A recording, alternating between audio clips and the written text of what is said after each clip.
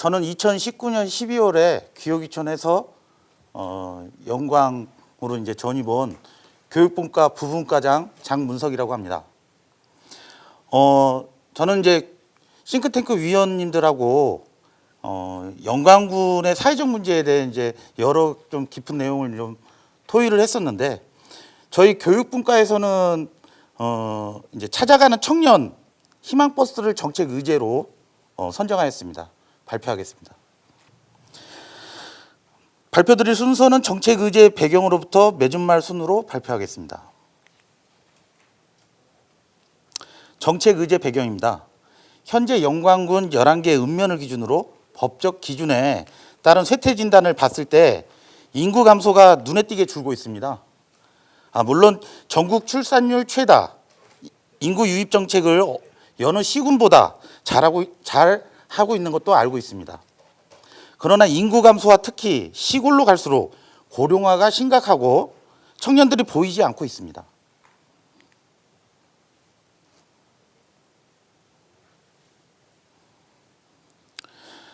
또한 다양한 청년 정책이 있음에도 불구하고 고립 청년들은 나오지 않고 있습니다. 사회 적응의 어려움, 1년 이상 미취업자, 또 집단과 조직 참여의 어려움, 사회적인 관계를 스스로 단절한 청년들이 있습니다. 청년들은 틀에 얽매이지 않고 기성세대들과의 다른 생각과 성향을 가지고 있습니다. 정책 의제의 목적 및 필요성입니다.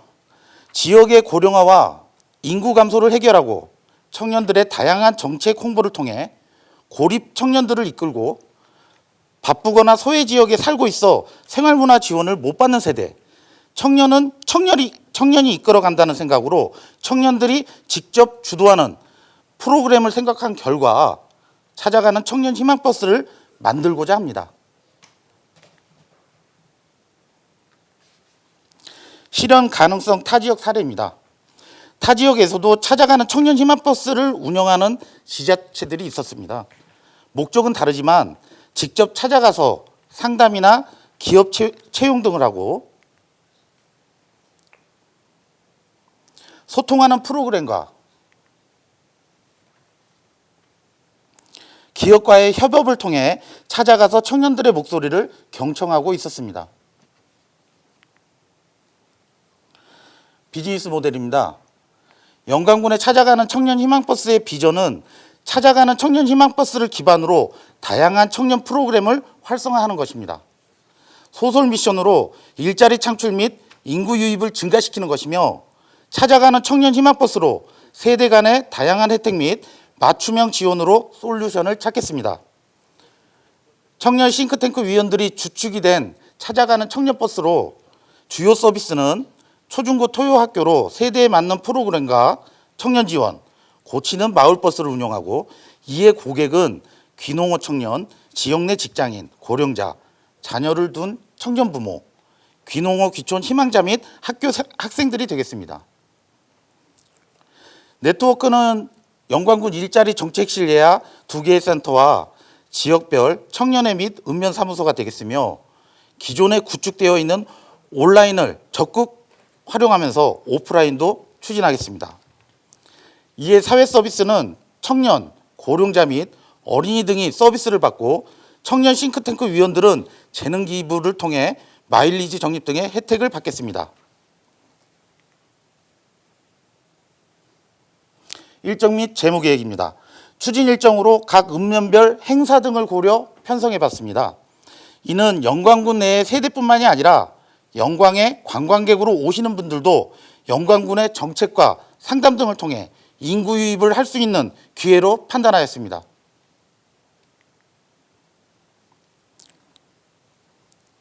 재무 계획입니다. 버스 대여로부터 식대까지 약 3천만 원의 예산을 편성하였습니다.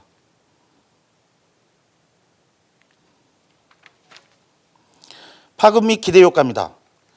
영광군을 중심으로 청년을 위한, 또 청년에 맞는, 또 청년이 한다면 지역 주도형 청년 일자리 창출과 더불어 지역의 세대 간의 유대감도 좋아질 것이라 판단했습니다.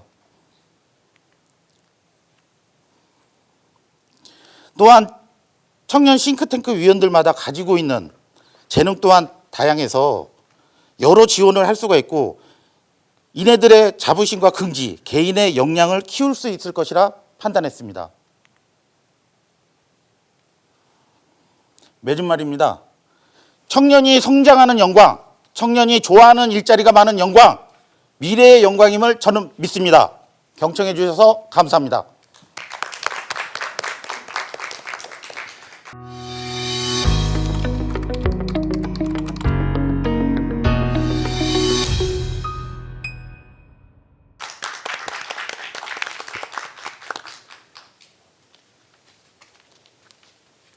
발표 시작하겠습니다.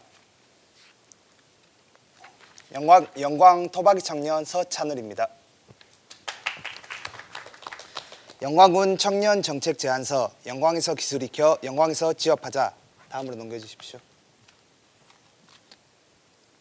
제안 배경, 젊은 나이의 청년들이 지역사회의 한정된 일자리와 급여에 대해 회의감을 느끼고 더 많은 급여와 좋은 인프라가 있는 지역으로 떠나기 때문에 제안하게 되었습니다. 다음 제안입니다. 1. 취업기술학교 국가자격증반 프로젝트. 2. 영광 아르바이트 애플리케이션 개설입니다. 다음 세부 내용입니다. 국가자격증을 취득하려면 영광에서 공부할 수 있는 곳이 마땅치 않은 것이 사실입니다. 청년들은 구직을 위해서도 그리고 더 나아가 더 좋은 곳으로 이직 또는 자격 조건을 쌓기 위하여 노후를 준비하려 국가자격증을 취득하려 마음먹지만 광주시, 나주시까지 먼 거리를 통학하기에 어려운 여건으로 포기가 많다고 알고 있으며 저 또한 광주에서 통학하여 자격증을 취득하였기에 힘든 점을 알고 있습니다. 이러하기에 영광군 내에 취업기술학교 자격증반을 개설하는 것을 제안해 봅니다. 영광에 공업고등학교, 전자고등학교가 있기에 중장비, 전기설비, 자동차 정비 자격증반을 군에서 수시로 운영하여 늦가기 청년 학생들의 국가자격증 취득에 도움이 되어야 한다고 제시합니다. 추가로 앞서 말한 고등학교 외에 군내 컴퓨터 학원 등과 연계하여 정보처리, 컴퓨터 활용, ITQ, MOS, 전산회계 등의 컴퓨터 국가자격증반을 수시로 운영하는 방안을 제시합니다. 또한 취업기술학교 개설이 이루어져 원활하게 성과를 낸다면 더욱이 많은 종류의 건축, 조경, 용접, 요리 등의 국가자격증반의 신설이 가능하다고 볼 수 있을 것입니다. 다음 영광에는 여러 곳의 신문이나 신문사의 앱으로만 아르바이트를 찾을 수 있는 것이 현실입니다. 자영업자들도 급하게 아르바이트를 구하려 해도 오픈 채팅에 도배하거나 신문사에 신청하여 발행일을 애타게 기다려야 하는 것이 영광군 내에 아르바이트를 구하는 한계점이기에 군과 연계하여 청년센터에서 아르바이트 구인 구직 앱을 만들어 청년센터 홍보 및 청년들의 구인에 쉽게 도움을 줄 수 있으리라 생각합니다. 앱이 안정된다면 아르바이트에 그치지 않고 무료로 구인 구직 상시 게시글을 올릴 수 있는 또 하나의 만남이 장이 되지 않을까 생각하며 제안을 해봅니다. 다음 활동 또는 연구. 취업기술학교 자격증반은 강사들의 인건비와 강의에 필요한 재료비, 교재 구매비 비용이 들기 때문에 미취업 청년들, 사회초년생들은 수강료가 부담이 될 것입니다. 그러하기에 내일 배움 카드를 이용한 자격증 취득에 작은 비용, 큰 기대 효과가 이루어지면 하는 바이며 저는 영광군 내에서 정기 자격증 취득이 어려웠기에 고용노동부에서 국비 지원을 해주는 내일 배움 카드 실업자 형태로 광주로 통학하며 3개월 과정에 정기 기능사 자격증을 취득한 경험이 있습니다. 영광군의 지원으로 많은 청년, 직장인, 실업자 모두가 꿈을 위한 걸음을 걸을 수 있게 되길 바랍니다. 다음 실업자의 상태, 개인의 사정 혹은 투잡, 쓰리잡을 위하여 청년들은 아르바이트를 구합니다. 저는 얼마 전까지 4개월간의 실업기간이 있었고 원하는 기업에 취직 전 아르바이트를 구했지만 워크넷, 사람인, 잡코리아 등의 앱에서 아르바이트를 찾기는 어렵고 영광군 내에서도 아르바이트를 찾기는 어려운 점이 많았습니다. 신문사의 앱, 인터넷 사이트 영광신문, 영광군청 사이트의 구인 구직란에는 업체 홍보, 다단계 홍보 등이 게시글과 분리가 되지 않아 불편한 점이 많았고 일하는 시간, 그리고 급여는 협의 후, 연락처 등의 간단한 글을 기재하고 게시하는 현실이었기에 발품을 직접 팔아야 하고 전화를 하면 성별, 나이, 경력의 조건이 맞지 않아 거절당하기 일쑤였습니다. 그러하기에 어려움을 겪을 대다수 청년을 위해 업체명, 위치, 사진, 기간, 업무 시간, 쉬는 시간, 급여, 복지, 업무의 정확한 설명, 나이, 성별 등 정확한 정보를 소개해줄 아르바이트 애플리케이션을 제안해 봅니다. 다음, 다른 지역의 사례입니다. 대부분 규모가 있는 시 단위에서는 자격증 학원이 활발하게 이루어져 있고 TV, 인터넷 광고 등으로 대다수 사람들이 쉽게 접해 있습니다. 시 이상에서는 알바몬, 청구, 콜 등의 앱으로 쉽사리 아르바이트 구인 구직을 낼 수 있는 것으로 알고 있습니다. 다음, 파급 효과 및 기대 효과입니다. 자격증 취득으로 인한 일반 인력에서 고급 인력으로 성장, 스펙 성장으로 인한 취업 기회 상승, 전문가 양성으로 인한 기업체 및 일자리 창출, 잠자는 인력의 낭비가 없고 구인자, 구직자의 상부상조, 일자리 때문에 다른 지역으로 나가는 국민 확보를 할 수 있습니다. 이상으로 마치겠습니다. 감사합니다.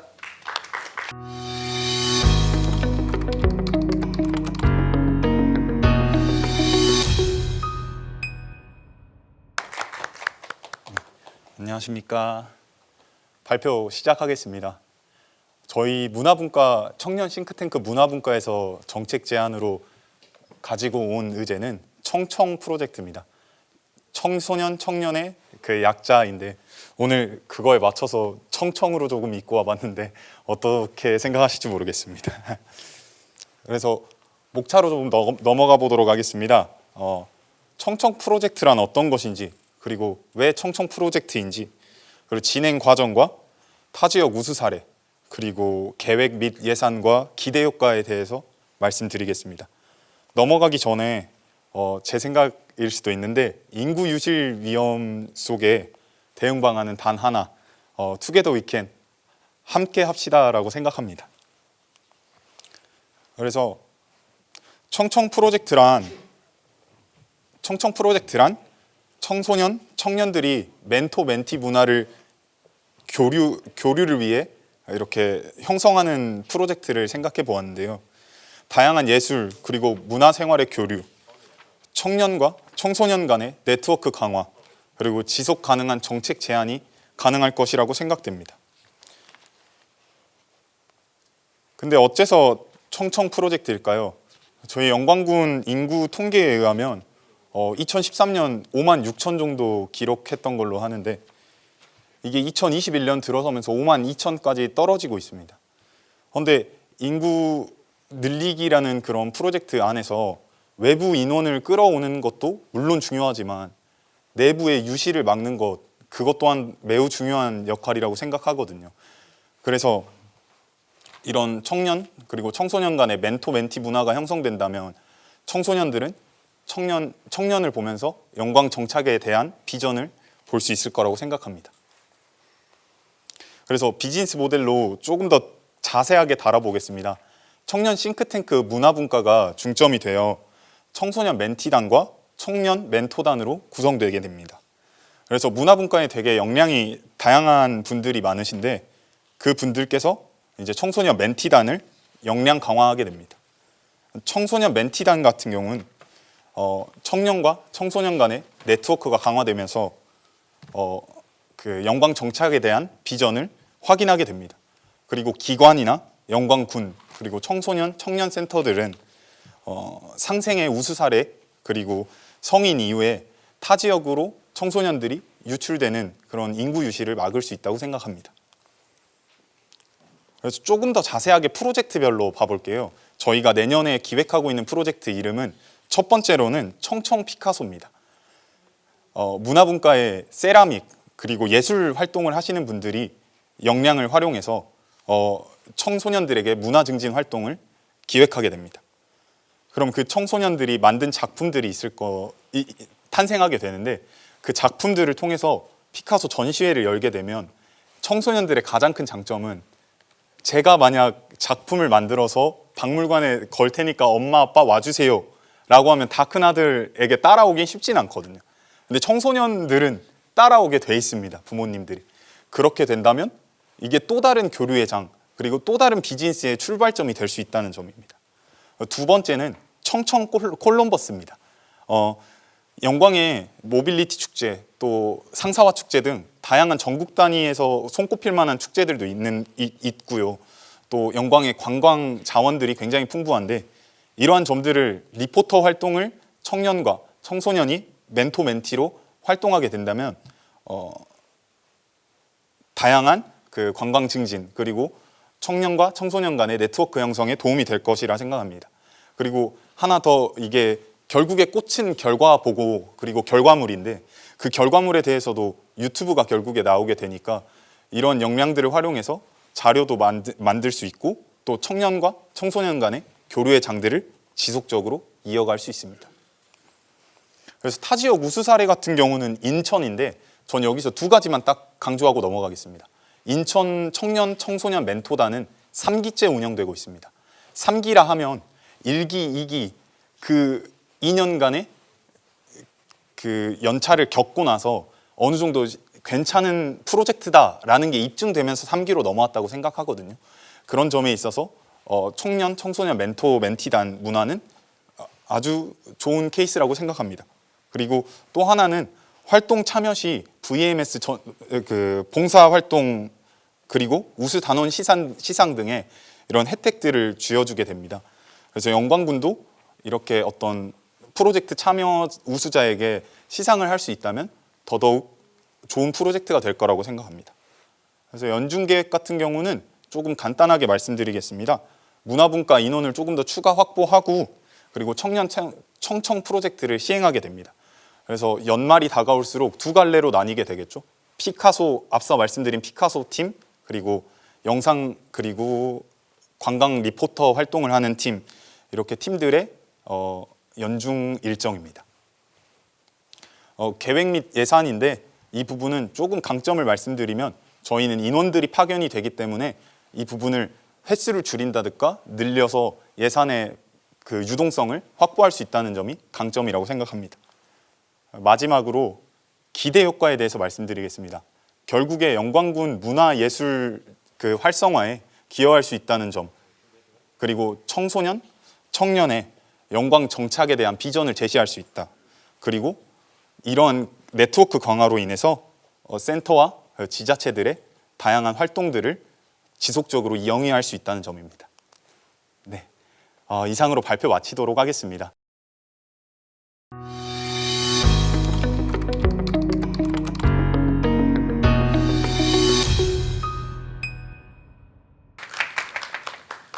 반갑습니다. 발표 시작하겠습니다. 네.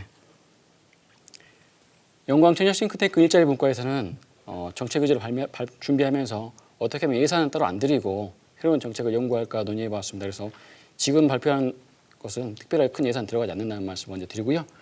영광형 청년 일자리 장려금 지원 사업이 지금 시행되고 있는데 본 사업에 대해서 집중적으로 모니터링 해보았습니다. 목차는요.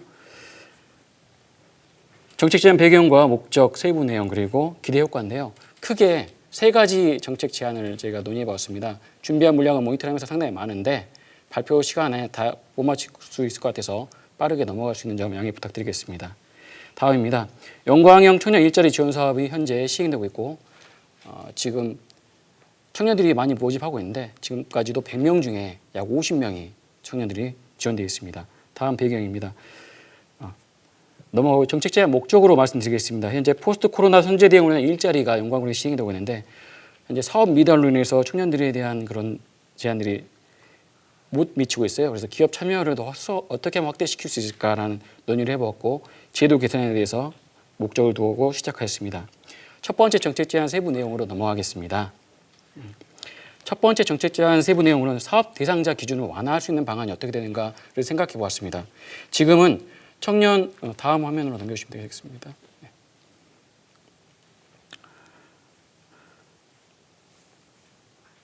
네, 계속 다음으로 넘겨주시고요. 자료가 많이 있다 보니까 했고요. 정책 제안 세부 내용 첫 번째는 사업 대상 기준 완화 방안인데요. 지금 현재 기준으로는 청년을 두고 있는데 1년 이상 영광에 주민등록 두고 있는 만 18세 이상 45세 이하 정규직 근로자로 되어 있습니다. 이 정규직 근로자라는 점에 중점을 뒀고요. 이걸 개선하게 되면 정규직 또는 기간직 근로자로 중소기업에 취업한 주로 하면 어떨까라는 사항들을 넣어봤어요. 이렇게 하면 청년들 더 많이 모일 수 있을 것 같은데요. 이 다음 사항으로는 기간직 근로자를 꼭 하더라도 이 기간직 근로자가 2년 이상 근무하게 되면 무기계약직으로 전환하게 현행 법으로 되어 있습니다. 그래서 기간직 근로자 장려금을 주더라도 장기 근로를 유도해서 무기계약직 똑같이 혜택이 된다면 다음 장입니다. 정규직과 무기계약직은 큰 차이가 없기 때문에 장려금을 지원하는 대상자가 더 늘어나지 않을까라는 생각을 해보았고요. 이 다음 장에 보시면 정규직과 무기계약직은 크게 법적으로 큰 무리가 없다라는 사항이 법령에 정해져 있습니다. 이 반대로 하다 보면 사업주가 그러면 기간제 근로자를 하게 되면서 1년, 2년 하다가 중간에 해직하게 되는 그런 경우가 또 있을 거라고 생각을 해보았어요. 그럴 경우에 사업주한테 지급하는 장려금을 이 다음에 매월 10만 원씩 지급하는 장려금을 이안으로 생각했던 것이 지급을 보류해 두었다가 1년, 2년 보류해 두었다가 3년째 첫 달에 지급하는 안을 생각한 게 바로 3안입니다. 이안입니다. 이안으로 넘어가겠습니다. 네. 현재 청년들한테 3년 동안 총 2,160만 원이라는 장려금을 지급하고 있는데 청년은 1,800만 원, 기업은 360만 원 주는 게 지금의 제한입니다. 이 다음 페이지로 넘어가면요. 지급 방법을 조정하자는 게 두 번째 제한입니다. 방금 말씀드렸듯이 현행 지급 방법을 계산해가지고 월 40만 원씩 청년한테 분기별 지급하고 기업한테는 2년 동안 월 10만 원씩 지급하는 것을 적립해 두었다가 지급하는 방안이 두 번째 방안으로 기업한테는 장려금 지급하는 것을 고용장려금을 유지하는 조건으로 해서 3년차에 장려금을 지원하자는 내용이 혜택이 되겠습니다. 이 조사모사 지급 방안이라고 저희들이 생각을 했는데요. 이 방안은 청년들한테도 기간제 근로자한테 할 수 있는 청년들이 더 늘어나기 때문에 지금처럼 아직 사업 참여가 50명에 준하는 이런 시기 때 대상자도 확대할 수 있는 그런 기회가 되지 않을까 생각해 보았습니다. 또 반면에 참여하고자 하는 기업이 그러면 혜택이 너무 없는 것 아니냐라고 해서 세 번째 생각했던 것이 바로 3안입니다. 기업 정책 지원 금액 증가 방안인데요. 다음으로 넘겨주시고요. 2안은 넘어갔고 3안입니다. 월 청년한테 지급하는 장려금 중에 10만 원씩을 기업한테 주는 방안입니다. 현행 지급되는 그런 지원금 중에서 청년한테는 10만 원씩을 절대해가지고 기업한테는 매월 20만 원씩 더 적립해 두었다가 기업이 480만 원을 3년차 들어갈 때 장려금을 받고 그 다음 연도에 3년간 총 720만 원 지급받는 방안이 바로 세 번째 방안이 되겠습니다. 이 방안들에 대해서는 예산이 들어가지 않는다는 점에 중점을 둬가지고 일자리 분과를 생각을 했고요. 어떻게 하면 기업도 참여를 많이 하고 청년한테 줄 수 있는 기회도 더 많이 제공해서 일자리에 대한 사업이 정상적으로 또 궤도에 올라가지 않을까 해서 논의해 보았고요. 중소기업을 지금 범위로 제한을 두고 있어서 중소기업에 대해서 많이 또 알아봤어요. 중소기업이 최근 중소벤처기업부가 중소기업 범위에 대해서 논의를 해보았는데 다음 장입니다. 예. 중소기업 협동조합도 중소기업에 해당되고 개인 사업자나 그다음에 개인이 운영하는 병원 등도 다 중소기업에 혜택이 된다는 내용들을 모니터링해서 찾아냈고요. 다음 사항으로 중소기업 범위 기준이 쉽게 풀어진다면 개인 사업자나 개인 병원이나 이런 부분도 정부에서도 혜택을 줘서 중소기업 범위를 낮추고 있으니까 참여할 수 있는 기업에 대한 규제를 좀 더 합리적으로 해석할 필요도 있다고 보여져서 중소기업에 대한 파급 효과를 논의해 보았습니다. 다음 사항입니다. 쭉 넘어가서 기타 제한인데요. 적립금 현황을 안내하는 것도 필요하다는 내용이 있었습니다. 청년들이 적립금을 내가 지금 얼마 적립되어 있지? 이걸 문자 메시지로 청년한테 통보를 해주면 청년들이 더 자기 고치의식을 느끼고 일을 계속해야 되겠다 그런 마인드를 가질 수 있을 거라고 생각했고요. 그 다음은 고용 인원을 지금 3명으로 제한을 하고 있는데 2명으로 이 전 페이지입니다. 2명으로 인원을 좀 줄여주면 참여할 수 있는 제한이 완화되기 때문에 기업이 더 참여할 수 있지 않을까라고 생각도 해봤습니다. 다음 사항으로 청년 삼진아웃 제도인데요. 청년들이 회사를 자꾸 이직하게 되는 경우도 있습니다. 이 경우에 대해서 청년한테도 한 번에 넌 안 돼 이렇게 하는 것보다 3번 정도 기회를 줘서 또 불가피하게 회사를 옮기게 되는 사유가 있으면 그 회사에 대해서 유예 기간을 줘서 청년들한테 고용 기회를 더 유지할 수 있는 방안이 어떨까 해서 참여해보았고요. 다음 페이지로 영광군 파급 효과는 이렇게 되고요. 다음입니다. 영광군에 지금 정책들이 많이 되어 있습니다. 최근에도 전국 일자리 관련해서 최우수상 받고 있는 분야고 영광군의 혜택이 상당히 많이 갖고 관심 많이 갖고 있는 분야라서 이 부분에 대해서 개선 사항만 좀 더 반영된다면 영광에 대한 우수한 일자리 정책이 청년들과 그다음에 기업들에게 보다 혜택이 많이 될 것 같고요. 이 청년들의 목소리를 담아서 제안 드렸으니까 세 가지 또는 어느 한 가지만 잘 생각해 주시고 긍정적으로 검토해 주셨으면 감사하겠습니다. 예, 이상으로 발표 마치겠습니다. 감사합니다.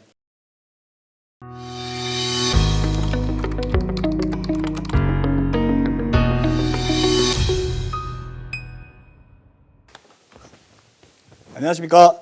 저는 영광 싱크탱크 대복지분과 분과장을 맡고 있는 양세형이라고 합니다. 저는 지금 3남매 다자녀 아빠이기도 하면서 영광에서 그 작은 식당을 운영하고 있는 자영업자이기도 합니다. 그러면서 저희 복지분과가 과연 그 영광군 청년들의 복지를 위해서 어떤 걸 했으면 좋을까 해서 서로 의논하고 한 바 지금 영광에 있는 전통시장도 같이 살려보고 우리 청년들이 같이 함께 할 수 있는 그런 공간을 만들어보자 해서 저희 야시장 사업을 생각하였습니다.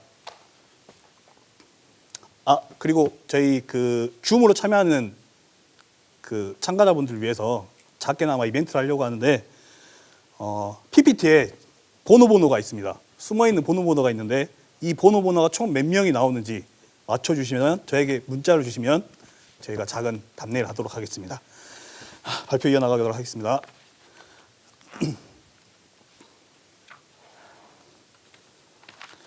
저희는 처음 그 목차로는 정책 제안 배경, 그리고 정책 제안 목적, 그다음에 정책 제안 세부 내용, 그다음에 타 지역 사례, 그리고 파급 효과 및 기대 효과가 되겠습니다. 저희 정책 제안 배경으로는 크게 여가 생활, 그다음에 공간 조성, 내수 경제, 그 유휴 공간인데 여가 생활에서는 영광에서는 그 청년들 그리고 청소년, 그다음에 나이가 있으신 분들까지 다 해서 문화 및 여가 생활을 즐길 수 있는 공간이 많이 부족합니다. 행사 또한 많이 부족하고요.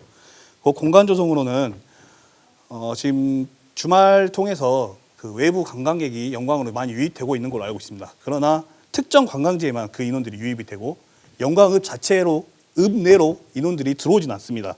특별하게 영광읍에서 내줄 게 없기 때문이고요. 그다음에 내수 경제, 그리고 그 소비가 큰 우리 청년들이 즐길 수 있는 공간이 없어서 영광이 아닌 가까운 광주 쪽으로 많이 나가고 있는 실적입니다. 그리고 유휴 공간으로는 영광이 저녁 8시만 되면 깜깜해집니다. 약간 유령도시처럼. 그래서 그런 거를 좀 극복하고자 주말이라도 저녁에 즐길 수 있는, 전 국민이 즐길 수 있는 공간을 조성하기 위해서 이 정책을 제안하도록 하겠습니다. 그리고 목적에 또 보면 처음에는 이제 야시장이 개최가 되었으면 하고요. 그다음에 그 공간을 문화 및 예술 공간으로 잘 꾸며서 모두가 즐길 수 있는 공간이 되었으면 좋겠고, 그다음에 커뮤니티 공간을 활성화해가지고 서로 간에 의사소통이 될 수 있게끔 그런 공간도 했으면 좋겠습니다. 그래서 이로 인해서 유동인가 증가가 되고, 그다음에 죽어 있는 우리 전통시장 상권 활성화를 시킬 수 있고, 그다음에 특색 있는 공간을 조성해가지고 모두가 즐길 수 있는 공간을 만들었으면 좋겠습니다. 자, 이렇게 하기 위해서는 저희 소프트웨어, 하드웨어가 같이 이루어져야 되는데요. 소프트웨어는 우리 야시장 활성화 사업이 먼저 진행이 돼야 되겠고요. 그다음에 하드웨어적으로는 그 하기 위한 환경 개선 사업이 추진돼야 한다고 생각합니다. 활성화 사업으로는 먼저 우리 딱 봐도 좋게 테마거리 설계해가지고 뭐 굳이 야시장이 안 열리더라도 모두가 찾아왔을 때 기분 좋은 그 전통시장이 될 수 있으면 좋겠고, 그다음에 청년 및 청소년들의 문화 및 콘텐츠 개발 장소, 그리고 야시장 상업 및 청년 창업자들을 위한 역량 강화, 그리고 컨설팅이 이루어져야 한다고 생각합니다. 그리고 특색 있는 야시장을 해서 우리 지역에 있는 특산물 등을 이용해서 특색 있는 야시장 개설이 돼야 한다고 생각합니다. 그래서 저희 복지분과에서 조사를 해본 결과 그 옛날 영광의 환희마트 자리, 지금 건물이 지금 창고로 쓰고 있는지 어쩐지는 모르겠는데 그 공간과 그 뒤쪽 공간, 이 넓은 부지가 있습니다. 그리고 그 시장 안에 빈 상가들이 있어가지고 그 상가들을 이용해가지고 임시 창업자들을 위한 그 인큐베이터 역할을 할 수 있을 거라고 생각을 합니다. 그 환경 개선 사업으로는 뭐 트리가트나 뭐 벽 페인트 등을 이용해서 공간을 멋있게 꾸밀 수도 있을 거고, 그다음에 영광 정책 제안 홍보 부스를 운영해가지고 영광을 찾아주는 모든 사람에게 그곳에 들리면 간편하고 빠르게 영광에 있는 이런 정책이 있다라는 거를 쉽고 빠르게 알 수 있도록 하는 게 있고, 그다음에 문화 공간을 조성해서 버스킹, 그다음에 공연 등 하고 싶어도 할 수가 없는 그런 청년들과 청소년들을 할 수 있게 지원해주는 그런 장소를 조성을 해주고, 그리고 그 야시장의 판매 매대 등을 지원을 해가지고 참가자들이 부담을 느끼지 않게끔 하는 사업이 됐으면 좋겠습니다. 그리고 일정으로는 저희가 요즘에는 이제 불금이라고 하죠. 그래서 불금, 금요일과 토요일 해서 주 2회, 그래서 매주 열어가지고 주 8회까지 그렇게 생각을 하고 있고요. 아까 말씀드린 대로 빈 점포 등을 이용해가지고 청년 인시 창업자들에게 지원을 해서 창업 역량을 강화할 수 있기도 하고, 그다음에 침체된 우리 전통 시장들을 상권을 활성화할 수 있을 거라 생각합니다. 그래서 기존 상인들과 우리 싱크탱크, 그다음에 군과 긴밀하게 협조를 해서 잘 이루어질 수 있게끔 하겠고요. 그다음에 타 지역 사료로는 지금 야시장이 그 제주도에 가보시면 제주 동문시장이 있습니다. 저도 한번 작년에 가봤는데 굉장히 사람도 많고 먹거리도 많고 볼거리도 많았습니다. 그래서 이 제주 동문 야시장은 시에서 모든 걸 다 지원해줬습니다. 밥 짓는 것부터 밥 떠먹이는 것까지. 그래서 이 창업하시는 분들이 부담 없이 창업할 수 있어서 정말 저희들도 본받아야 되는 야시장이라고 생각합니다. 자, 그리고 파급 및 효과로는 청년 창업 인큐베이터 역할을 할 수 있고요. 그다음에 영광 대표 관광 명소로서 외부 인원들을 읍내로 끌어들일 수 있고, 그다음에 청년과 청소년 문화 공간 조성, 그다음에 지역 화폐 등을 이용해서 내수 경제 활성화를 할 수 있다고 생각합니다. 그로 인해서 관계 인구가 형성이 되고 정주 인구, 체류 인구가 모두 상승될 거라 생각합니다. 자, 발표는 이상이고 여기 질의 및 응답 시간 갖겠습니다.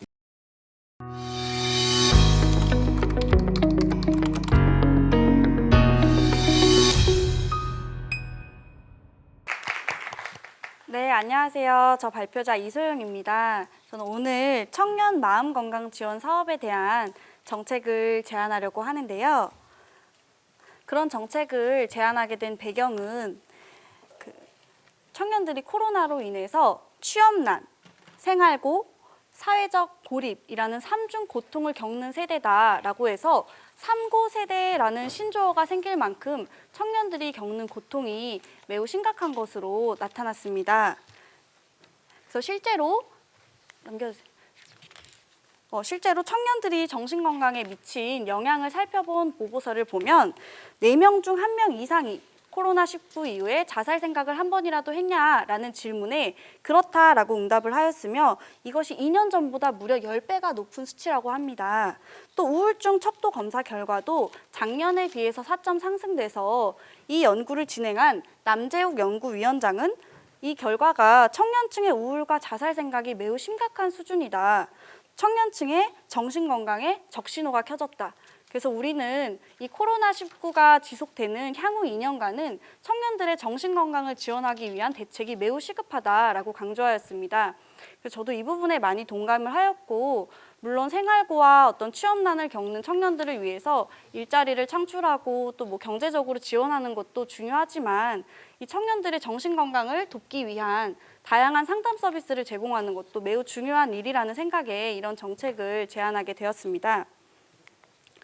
그렇지만 이제 안타깝게도 영광군에는 청년들이 상담을 받을 수 있는 곳이 마땅히 없다는 것이 아쉬움이 제가 남았습니다. 사설 상담센터가 일단은 단 한 곳도 없기 때문에 어떤 취업 스트레스나 또 우울감 이런 어려움을 겪는 청년들이 좀 상담을 받으려고 해도 유료로 상담을 받으려고 하면 광주로 나가야 하는 그런 실정이고요. 또 공공기관에서 상담 서비스를 제공하는 곳이 이제 제가 알기로는 3곳이 있는데 청소년 상담복지센터의 경우에는 만 25세로 제한을 두고 있고, 또 여성의 전화회 같은 경우에는 어떤 가정폭력이나 성폭력 피해 여성을 상담하는 곳이고, 또 정신건강증진센터가 있지만 주로 정신질환자를 우선으로 상담을 하기 때문에 청년들이 상담을 받을 곳이 마땅히 없습니다. 근데 이제 물론 2년 전에 이제 청년센터가 다행히 생겨서 청년들이 좀 찾아가서 쉴 수도 있고 또 다양한 서비스를 제공받을 수는 있지만 이제 전문 상담사가 이제 없다는 점에서 또 이제 개인 방음이 되는 개인 상담실이나 그런 마땅한 상담 공간이 없다는 점에서 이 청년센터가 상담 서비스를 제공하는 데 많은 어려움이 있는 것으로 알고 있습니다. 그래서 저는 이 코로나 시대에 반드시 영광군 청년들에게 필요한 것이 이 마음 건강 지원 사업을 실시해서 많은 도움이 필요하다라는 걸 이제 이 자리에서 말씀드리고 싶어서 서게 됐고요. 크게 세 가지로 정책을 나누어서 제가 제안드려 본다면 우선 상담사를 꼭 채용해서 개인 상담과 집단 상담 서비스를 제공하고 두 번째로는 이제 청년들이 소통할 수 있는 어떤 SNS나 온라인 창구를 개설하고 활성화시켜서 이제 영광군 곳곳에 이제 혼자 고립되어 있고 운둔하는 청년들이 많아요. 그래서 그런 청년들이 이제 나만 이런 어려움을 겪는 것이 아니구나. 나와 같은 어려움을 겪는 청년들이 많구나. 또 내가 이렇게 어려울 때 이런 도움을 받을 수 있구나라는 홍보 효과도 기대되고요. 이제 마지막으로는 이제 상담에 대한 인식이 많이 요즘에 개선이 됐어요. 이제 그렇지만 취업을 준비하고 열심히 자격증을 따고 이런 것도 중요하지만 마음 건강을 챙기는 게 굉장히 중요하고 도움이 필요하면 이제 상담을 받는 것이 매우 효과적인 방법이구나. 어떤 이런 상담에 대한 인식을 개선할 수 있는 캠페인을 한다면 효과적일 것이라고 생각해서 이렇게 세 가지를 제안드려 봤습니다. 그래서 타 지역의 우수 사례들을 살펴보면 광주 같은 경우에는 이 코로나 이후에 예산을 대폭 이 상담 부분에 늘려서 많은 개인 상담과 집단 상담을 제공하고 있다고 합니다. 또 이제 나주 같은 경우에는 이제 이렇게 카운톡 해서 QR 코드를 통해서 청년들이 손쉽게 어떤 심리 상담이나 심리 검사 이런 집단 상담을 신청할 수 있도록 노력하고 있고 이제 순천의 경우에는 온라인 상담, 이제 줌을 활용한 온라인 상담도 시도하고 있습니다. 이제 서울 같은 경우에는 물론 코로나 이전부터 다양하게 상담 서비스를 제공해 왔지만 올해 처음으로 이 온라인 박람회라고 해서 온파크라는 온라인 박람회를 개최해서 이제 코로나19로 이제 지친 청년들의 일상에 활력을 불어넣어주는 그래서 온라인 공원이라는 어떤 온라인 공간을 통해서 청년들에게 마음 건강이나 진로 탐색, 정보 채널, 유용한 정보 채널을 소개하는 등 이런 즐길 거리를 제공해서 많은 호응을 얻었다고 해요. 그래서 이런 부분도 저희가 영광군에서 벤치마킹하면 너무 좋을 것 같아서 이런 사례들을 몇 가지 소개해드렸습니다. 그래서 이런 것들이 실현되기 위해서는 우선적으로 좀 영광군 청년센터의 인력 보충과 환경 개선이 필요하다고 생각이 듭니다. 그래서 가장 먼저로는 이제 좀 직업이나 진로에 대한 고민이 많은 청년들이 많은데 뭐 직업 상담사를 가진 상담사라던가 이런 좀 전문 상담사가 채용되는 것이 필요하다고 생각이 들고요. 또 이제 상담을 하려면 방음이 되는 공간이 필요해요. 이제 개인 상담실의 공간이 어떤 확보가 필요하고 또 집단 상담을 진행하려면 이제 활동을 하려고 하면 공간이 필요한데 지금 현재 영광군 청년센터는 좀 협소한 실정이어서 이런 부분에 대한 개선이 좀 필요하지 않나라고 생각하고 있고요. 또 이제 영광군 청년들이 소통할 수 있는 어떤 SNS 채널이나 블로그라는 이런 온라인 공간들을 활성화시켜서 청년들이 되게 소통하고 친목을 도모할 수 있는 그런 시도들이 필요하다는 생각이 듭니다. 그래서 이런 것들을 실현하기 위해서 제가 예상해본 소요 예산은 일단 상담사 인건비 2,800 정도 그리고 집단 상담이나 캠페인을 운영하는 데 이제 한 400만 원 정도 들어서 한 연 3,200만 원 정도의 예산이 소요되지 않을까 저는 추측을 해보았고요. 그래서 이런 마음건강 지원 사업을 한다면 기대되는 효과는 이제 당연히 청년들의 어떤 정신적 건강이 도모되고 또 청년들끼리 커뮤니티가 활성화되면 자연스럽게 이 영광군 내에서의 삶의 만족도가 올라가고 이제 사실은 이제 정착을 실패하고 떠나는 청년들이 굉장히 많은데 영광군에 이제 귀촌하거나 일자리 때문에 온 청년들이 장기적으로 정착을 하면 영광 내 일자리들이 자연스럽게 일어나고 또 경제 활성화에 기여하지 않을까 이런 기대 효과를 생각해 보고요. 그래서 제가 제안한 정책이 꼭 반영이 돼서 영광군 청년들이 많은 상담 서비스를 받을 수 있기를 바라면서 이렇게 발표를 마무리하도록 하겠습니다. 감사합니다.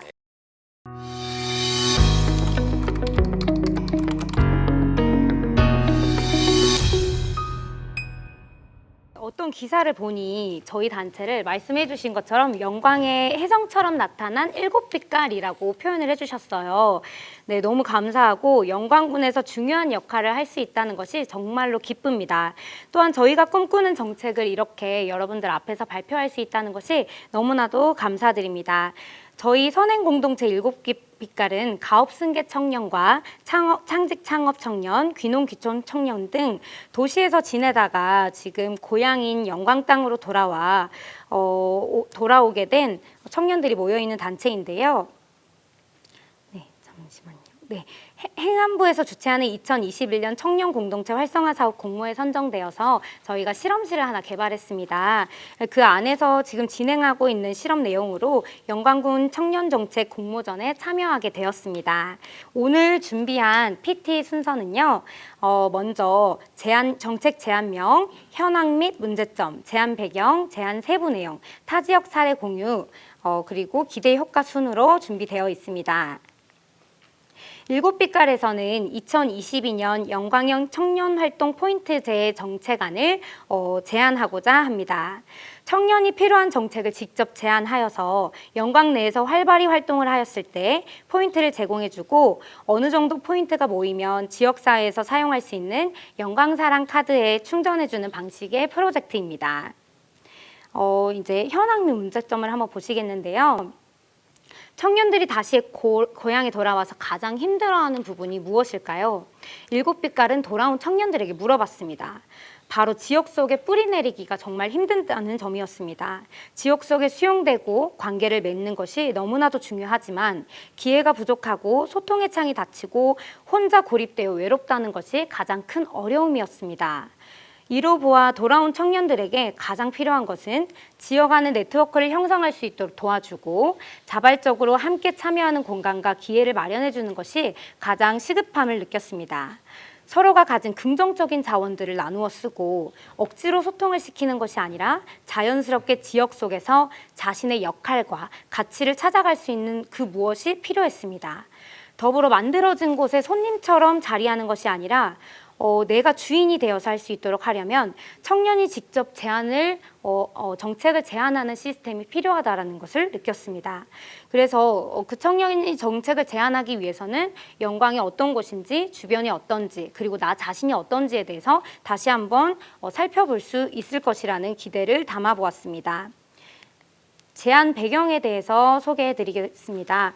7빛깔은 정주 인구 양적 가치에 초점을 둔 현행 인구 정책에서 질적 가치에 초점을 둔 관계 인구에 주목하기 시작했습니다. 그리고 정주 인구란 영광의 주민등록상 주소지를 두고 있는 인구를 말하고 관계 인구란 영광에 살고 있지는 않지만 영광과 꾸준히 교류하고 영광을 사랑해서 영광에 머물고 관계를 맺는 사람들을 의미합니다. 현재 7빛깔 안에는 정주인구 12명, 관계인구 8명으로 구성되어 있고요. 저희는 정주인구와 관계인구 모두의 중요성을 강조하면서 다양한 활동들을 진행하고 있습니다. 잦은 교류를 통해서 지역과 함께하고 또한 필요한 정책을 함께 연구하면서 새로운 방식의 플랫폼을 구성하고 있습니다. 저희는 관계인구를 7가지 유형으로 조금 나누어 봤는데요. 네, 이렇듯 자연에서 휴식을 취하는 자연 휴식형, 그리고 재능을 서로 공유할 수 있는 재능 공유형, 그리고 로컬 소비형이라고 저희가 오일장에서 지금 저희가 직접 고추를 800주를 심고 오이도 심고 가지도 심고 열심히 리본도 만들어서 직접 오일장에서 이렇게 판매를 하고 있고요. 이번 주 토요일 날도 오시면 제가 피땀을 흘려서 키운 고추를 사실 수 있습니다. 그때 오셔서 오늘 저를 보셨다라고 이야기를 해주시면 제가 서비스로 부채를 선물해 드리도록 하겠습니다. 꼭 와주시기 바랍니다. 네, 그리고 참여 교류형, 그리고 작물 재배형, 복수 거점 생활형, 그리고 마지막으로 활동 홍보형이 있습니다. 청년답게 SNS로 모바일에서 충분히 활동할 수 있도록 지금 마련이 되어 있고요. 그 안에서 인스타에 들어가면 샵 제1회 7빛깔 선행의 날 검색하셔서 들어오셔서 댓글을 남겨주시면 그때 부채를 저희가 선물로 드리도록 하겠습니다. 네, 그리고 어떤 방식으로든 지역에서 경험하는 것이 정말 중요하다고 생각합니다. 그래서 일곱 빛깔과 깊은 관계를 맺는 이유는 보시면 지금 재능 공유형, 재능을 서로 공유하고 참여 교류형, 일곱 빛깔 활동을 통해서 참여하고 홍보 활동형, 가족 같은 지지자가 되어주는 것들 이렇게 세 가지 유형이 가장 많은 청년들이 참여하는 유형으로 꼽혔는데요. 그래서 보시면 여기 지금 우리 많은 청년들의 그 후기가 남겨져 있는데 이거는 시간 관계상 제가 넘어가도록 하겠고 혹시나 청년들의 후기가 궁금하시다면 언제든지 연락 주셔도 괜찮겠습니다. 제안 세부 내용에 대해서 한번 소개해 드리겠습니다. 저희는 이제 사업 기간은 내년 3월 1일부터 12월 30일까지 진행을 하고 싶고요. 사업 대상은 영광 지역에 관심 있는 청년, 19세에서 45세 이하 청년이면 누구나 가능하고 그리고 타 지역 청년도 가능합니다. 관계 인구를 배려하여 저희가 타 지역 청년도 넣어 두었고요. 그리고 사업 내용은 참여 활동 항목에 따라 포인트를 부여하게 되는데 포인트 누적값이 5,000포인트가 되면 그때부터 1포인트당 1원으로 바꿔서 영광사랑 카드에 충전을 해주게 됩니다. 그래서 포인트 적립을 신청하게 되면 포인트 승인 관리를 받고 그리고 보상금이 지급되게 됩니다. 지원 규모는 한 사람당 1년에 100만 원으로 잡았고요. 그래서 1인 월 최대 10만 원으로 또 제한을 두었습니다. 적립 항목은 활동 항목에 따라서 포인트가 부여될 거고 한 항목당 5,000포인트부터 3만 포인트가 지급될 예정입니다. 그리고 저희가 아까 그 가장 많이 나온 유형 중에 재능 공유형, 참여 교류형, 홍보 활동형 이 세 가지를 뽑아서 청년 활동 포인트 적립 항목으로 뽑았고요. 그래서 많은 유형들이 있었지만 세 가지가 가장 청년들이 좋아하는 거기 때문에 참여율을 높일 수 있다고 생각했습니다. 그래서 그리고 타지에 대한 사례를 공유하자면 전라남도 순천시에서도 이와 같은 활동들을 하고 있는데요. 조금 다른 부분은 저희는 재능 공유형도 있다는 것입니다. 그래서 청년들이 가장 즐거워하고 자기가 재능을 충분히 다른 사람들에게 공유할 수 있는 것들을 조금 추가하여서 청년들이 더 적극적으로 참여할 수 있도록 저희는 하였고요. 그리고 순천에서는 지역 화폐를 사용하는데 저희는 영광사랑 카드를 통해서 쉽게 사용할 수 있도록 하였고요. 광주광역시에서도 청년들이 모여서 정책을 제안하고 통과해서 그들이 하고 싶은 것들을 많이 할 수 있게 하였는데요. 거기는 이제 재능 공유보다는 정책 제안에 많이들 참여를 하고 있더라고요. 정책 제안에 많이 참여를 하면 문화상품권으로 광주는 주고 있습니다. 네, 또 가장 중요한 기대 효과 부분입니다. 재능 공유형, 참여 교류형 참여를 통해서 영광군 청년들이 서로 소통을 하고 활발하게 활동하는 계기와 여건을 만들고 활동 홍보형을 통해서 영광군과 깊은 관계를 맺을 수 있도록 연결할 수 있고요. 청년 스스로 필요한 정책을 제안하고 결정해 나갈 수 있도록 적극적으로 지원하고 청년들의 참신한 아이디어를 정책에 반영함으로써 지역의 활력과 그리고 많은 청년들이 몰려 들어올 수 있도록 그런 기대 효과를 저희가 마음에 품고 있습니다. 지금까지 조금 긴 발표를 하였는데요. 저희는 꿈이 있습니다. 영광에 많은 청년들이 모여들어서 그 안에서 행복을 느끼고 정말 즐겁게 영광 시골에 남아있는 걸 싫어라고 하지 않고 서로가 붙잡아주면서 영광 안에서 즐겁게 지낼 수 있도록 하는 것이 저희의 꿈입니다. 감사합니다.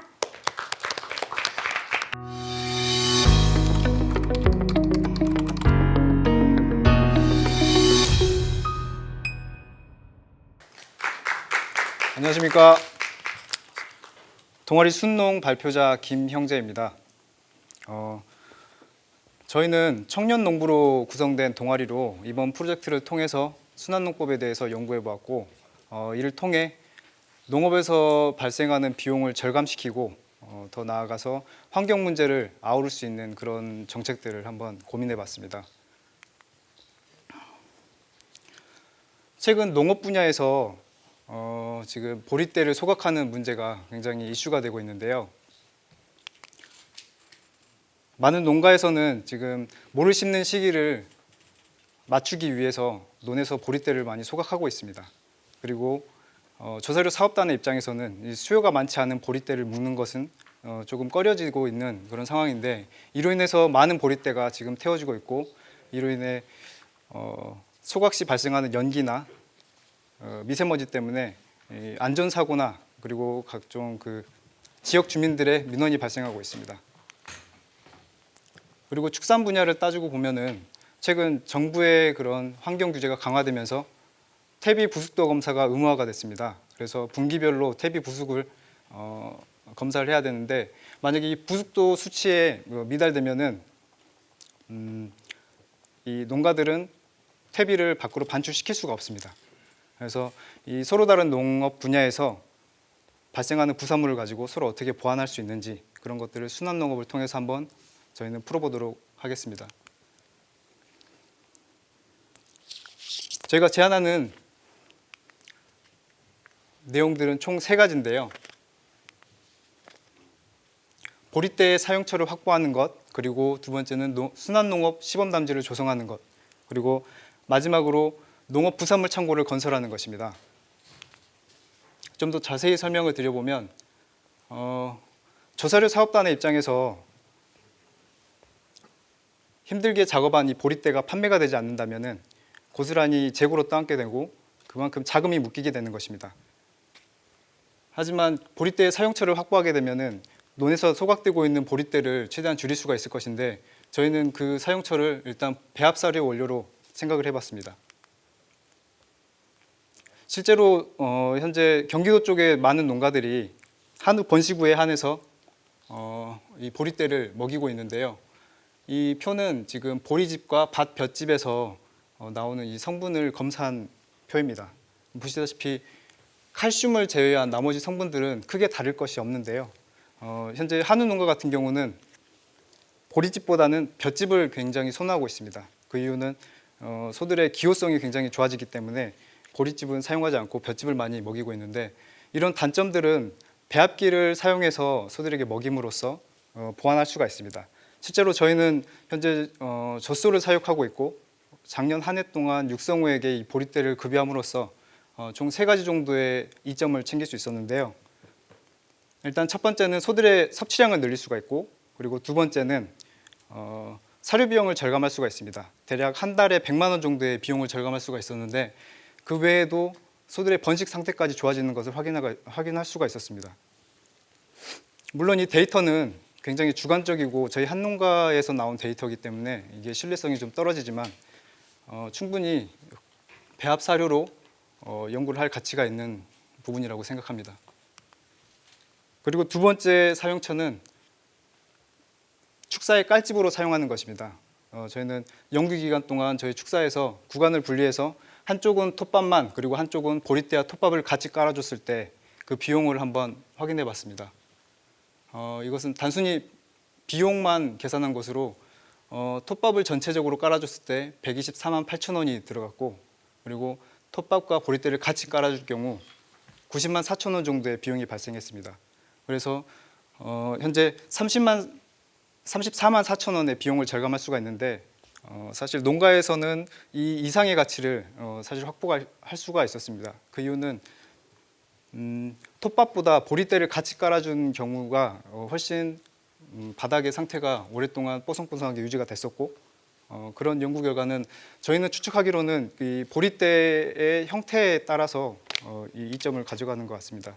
이 보리대 같은 경우는 빨대 형태로 공기가 통하는 그런 통기성이 굉장히 유리하기 때문에 수분만 흡수하고 있는 톱밥보다는 더 바닥 상태가 오랫동안 유지되는 것을 확인할 수 있었습니다. 그리고 두 번째는 시범단지 조성을 하는 것입니다. 저희는 이론적으로 공부한 이 농법을 실제 농가에 접목을 했을 때 현장에 접목을 했을 때 어떤 변수가 있는지 그런 모환점을 찾고 그리고 많은 농가의 데이터를 수집함으로써 데이터들의 객관성을 확보하는 것입니다. 그래서 1차적으로는 농가의 그런 고정적인 비용을 지출하는 것을 좀 절감할 수가 있고 그리고 더 부가적으로 다른 이점들을 확인해서 만약에 다른 농가들이 실제로 이 농법을 접목을 했을 때 거부감 없이 받아들일 수 있는 그런 방법이 될 수 있을 것입니다. 마지막으로 세 번째는 순환농업 자원화 시설을 구축하는 것입니다. 현재 가장 좋은 방법은 퇴비장을 크게 만들어서 많은 농가의 퇴비를 한꺼번에 처리할 수 있는 시설을 만드는 게 가장 최선이지만 퇴비장은 사실 이게 혐오 시설로 분류되기 때문에 많은 주민들의 그 반대 때문에 사실상 신축하는 것은 거의 불가능에 가깝다고 여겨집니다. 그렇기 때문에 약간 발상을 전환해서 퇴비가 아닌 농업 부산물을 모을 수 있는 창고를 만드는 것입니다. 현재 저희가 말씀드린 보리떼뿐만 아니라 굉장히 많은 분야에서 그 부산물이 발생하고 있는데요.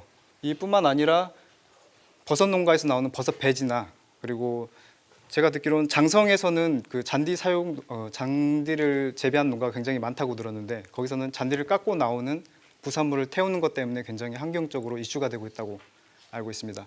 그래서 그런 것들을 다 모아서 이 퇴비 부산물 창고에서 미생물과 섞어서 발효를 하게 된다면은 축산 농가에 공급을 함으로써 퇴비를 부숙시킬 때 도움을 줄 수 있는 그런 순환농법을 활용할 수 있을 것입니다. 저희가 이렇게 제시한 방법들이 기존에 하고 있던 방법들보다 물론 좀 어렵고 귀찮을 수 있지만은